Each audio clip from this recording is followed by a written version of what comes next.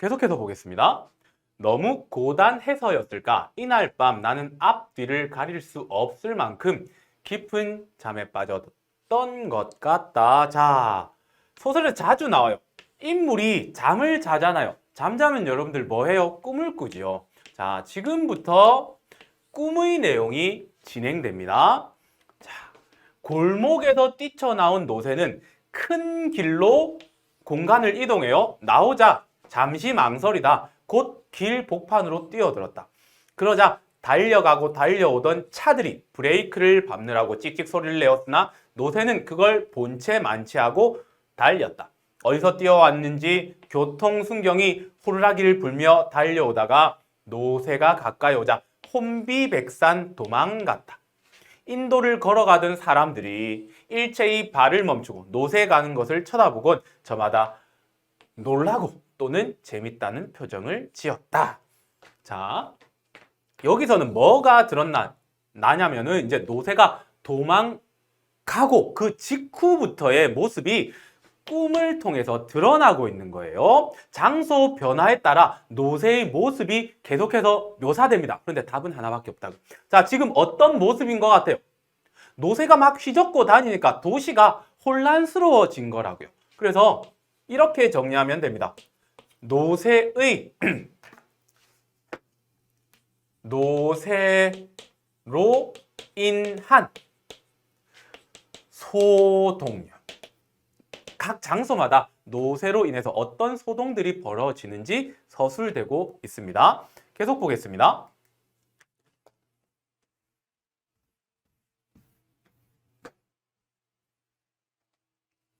허허, 저놈이 제 세상 만났군.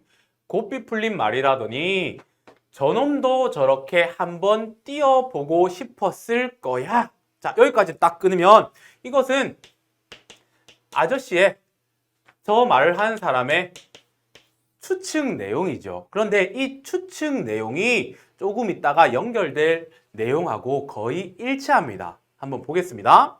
엄마, 저게 뭔데 저렇게 뛰어가? 말이지. 글쎄, 말보다 작은데 노새 같다 얘. 사람들이 그러거나 말거나 노새는 뛰고 또 뛰었다. 연탄 짐을 매지 않은 몸은 훨훨 날 것 같았다. 가파른 길도 없었고요. 채찍도 없었고 앞길을 막는 사람도 없었다. 신호등에 파란불이 켜진 때도 있었고 노란불이 켜진 때도 있었으며 빨간불이 켜진 때도 있었으나 막무가내로 그냥 뛰기만 했다. 노새는 이윽고 횡단보도에 이르렀다. 자, 여기서는요, 이 말 잘 보세요. 지금 제가 세모친 거의 모습을 보면은 전부 다 뭡니까?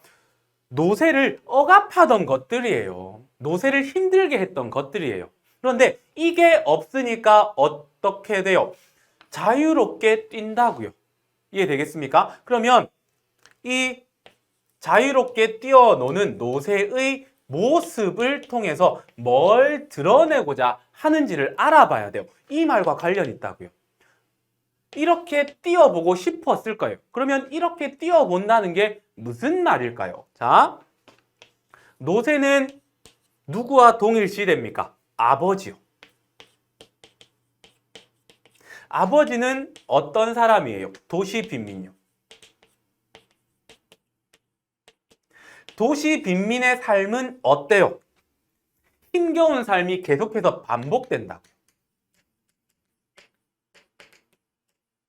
여기까지 이해되겠습니까? 그러면 이것을 상징하는 노새의 자유롭게 뛰는 모습을 통해서 작가는 뭘 드러내고 싶은가? 도시 빈민의 자유로운 삶에 대한 소망을 드러내고자 하는 거예요.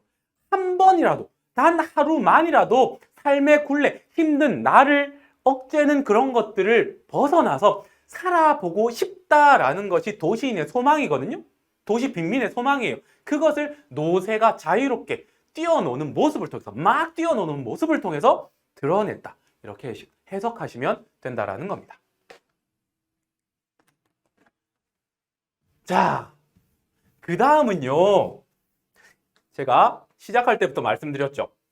노새가 이동하는 경로에 따라서 노새의 소동이 일어나는 모습이 계속해서 반복돼요. 그래서 그걸 하나하나 읽으면서 여러분들하고 수업하기에는 별 의미가 없어요. 그래서 이렇게 압축해 버렸습니다. 앞에 나왔던 공간, 그러니까 앞에 제일 처음에 뭐였어요? 골목이죠. 골목, 그 다음에 뭐? 큰 길, 그 다음 뭡니까? 횡단보도, 번화가, 큰 시장, 한길, 한강, 다리까지 이게 전부 다 뭐? 이동 경로예요. 노새가 다닌 길이에요. 이 길 가자마자 무슨 짓을 하느냐? 노새의 이동 경로에 따라 노새 때문에 벌어진 소동을 구체적으로 서술하고 있다. 여러분들 저는 이렇게만 요약할게요. 여러분들 책 읽으면서 아 이게 노새의 모습인데 소동이다 이렇게 생각하시고 넘어가시면 됩니다. 자, 그 다음 보겠습니다.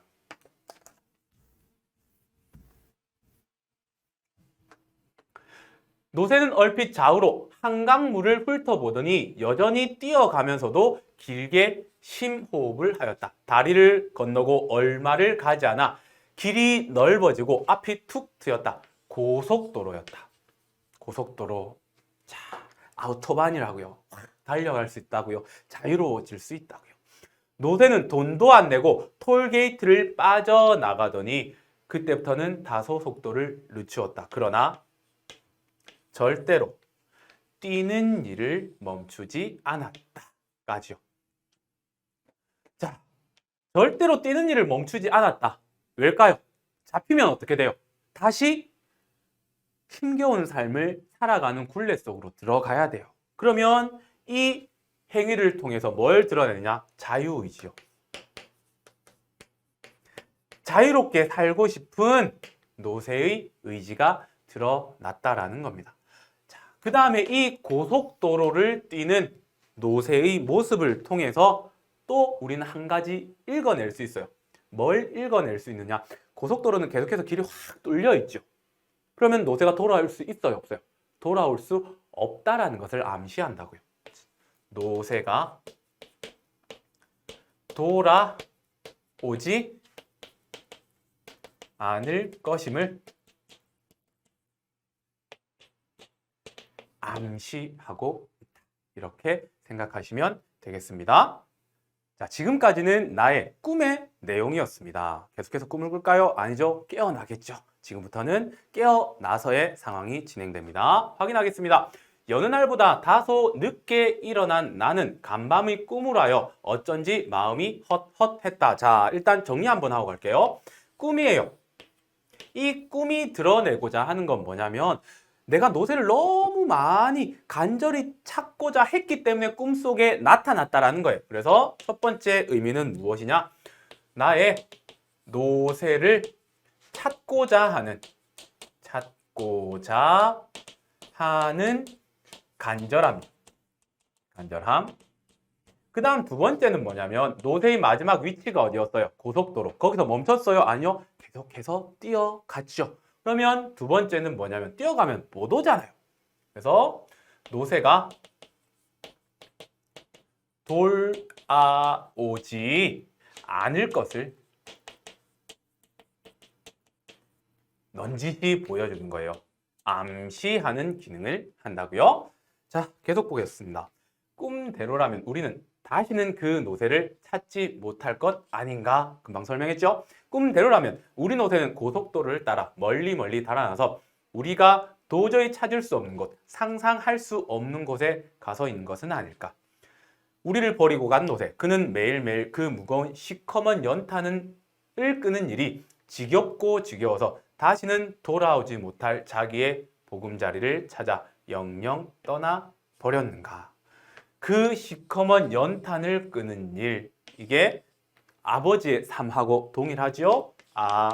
아버지의 삶과 일치돼요. 그러면 이 말을 통해서 아버지도 여기서 얼마나 벗어나고 싶을까?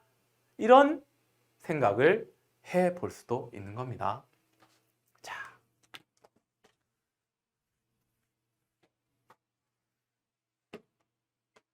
아버지와 내가 집을 나선 것은 사람들이 아직 출근하기도 전인 이른 새벽이었다고요. 빨리 찾고자 하는 마음이 딱 드러났죠.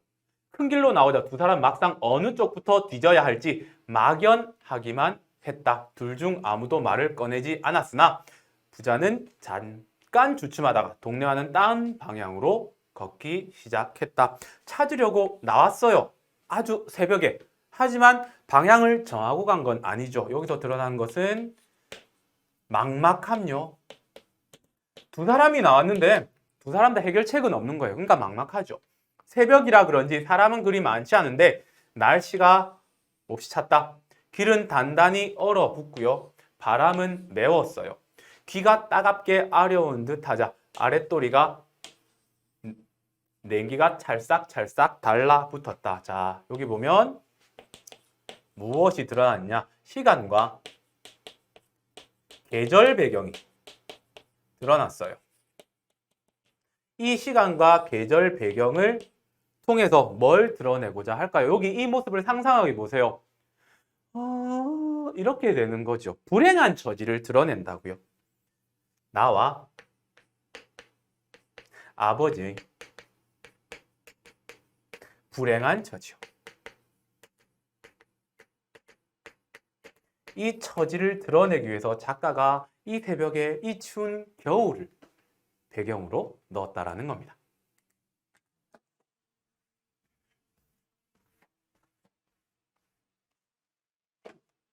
아버지 시장으로 가봐요. 나는 언뜻 간밤에 꿈이 생겨났다. 시장은 왜? 혹시 알아요? 노새가 뛰어가다가 시장기가 들어 시장 쪽으로 갔는지 내 나름의 농담을 한 거예요. 그런데 아버지 반응 보세요. 나는 말해놓고 좀 웃었지만 아버지도 별 싱거운 녀석 다 보겠다는 듯이 시큰둥한 태도였다. 왜 그럴까요? 보통 이 정도 되면요. 아재 개그잖아요. 그러면 아빠가 반응해줘요. 시장기가 시장 이럴 텐데 아버지는 이런 태도를 보여. 왜요? 머릿속에 뭐만 있는데요? 노새에 대한 생각밖에 없어요. 찾아야 한다, 찾아야 한다 이런 거밖에 없다라는 거죠. 아버지는 키가 컸다. 뜬금없이 아버지 키 얘기를 합니다. 이유가 있습니다. 그래서 그런지 급히 서둘지 않고 보통 걸음으로 걷는데도 나는 종종 걸음을 쳐야 따라갈 수 있었다. 바로 넘어가 보겠습니다. 나는 할 수 없이 한 손을 내밀어 아버지의 손을 잡았다. 갑자기 손을 잡아요. 뚜루뚜뚜. 그건 아니죠. 보겠습니다. 아버지의 손은 크고 투박하고 나무 토막처럼 단단했다. 아버지 손에 대해서 어떠한 말을 해주기 위해서 뜬금없이 키와 종종 걸음 손을 잡았다가 드러난 거죠. 아버지와 나의 애정 이런 거 아니에요? 자, 그러면 아버지의 손이 어때요? 투박하고 나무 토막처럼 단단했다라는 거죠. 왜 그랬을까요? 험한 일을 많이 했기 때문이에요. 그러면 아버지의 손의 묘사를 통해서 아버지의 힘겨운 삶을 드러낸 거예요. 손이 나무 토막처럼 되기 위해서는 하루 이틀 일한 게 아니에요. 평생을 이렇게 살아왔다라는 거예요. 여러분들 제 손 보세요. 저는 분필하고 볼펜밖에 안 져요. 투박하진 않지요. 그죠? 자, 끌려가듯 따라가면서 나는 좀 무서웠다. 이날까지는 이런 일을 생각할 수도 없었다. 어떤 일요? 아버지랑 나랑 손잡고 걷는 거예요. 아버지와 손을 잡고 길을 건다는 것은 꿈에도 상상할 수 없는 일이었다. 왜? 그때 당시는 그랬다고요. 원체 가부장적인 사회. 아빠가 집에서 대빵이에요. 아버지가 그럼 전부 다 집에서 깨갱하고 살아야 되는 시기예요. 그 시기에 가가지고 아빠 손을 잡는다고요? 그럴 수는 없었어요. 그렇게 지내왔는데 오늘 나는 아주 자연스럽게 아버지와 손을 맞잡고 길을 걷고 있다. 좀 우쭐한 생각이 들었다. 기분 좋은 거죠. 하지만 아무도 그런 우리를 부러운 눈치로 쳐다보지 않았다. 다른 사람들은 우리 삶에 관심이 있다 없다? 없다. 도시인들의 무관심을 보여주고 있는 거예요. 그 다음요.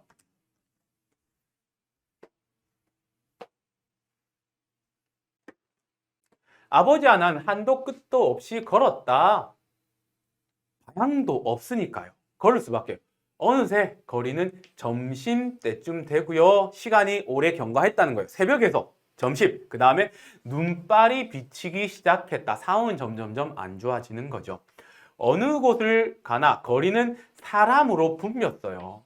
그 많은 사람들은 우리 부자더러 어디를 그리 바삐 가느냐고 노새를 찾아다니느냐고 묻지 않았고요. 아버지와 나는 아무에게도 노새를 보지 못했느냐고 묻지 않았어요. 자, 도시에 사람들 많아요. 그런데 우리한테 말하지 않아요. 어디 가세요? 노새 찾았어요? 노새 찾으러 가요? 묻지 않는 거예요. 그런데 이번에는 나와 아버지도요. 그 사람들한테 아예 물어볼 생각조차 하지 않은 거예요. 그럼 이를 통해서 뭘 드러내느냐? 서로 사람들의 서로 무관심요. 서로 다 무관심하다고. 그걸 드러내고 있습니다.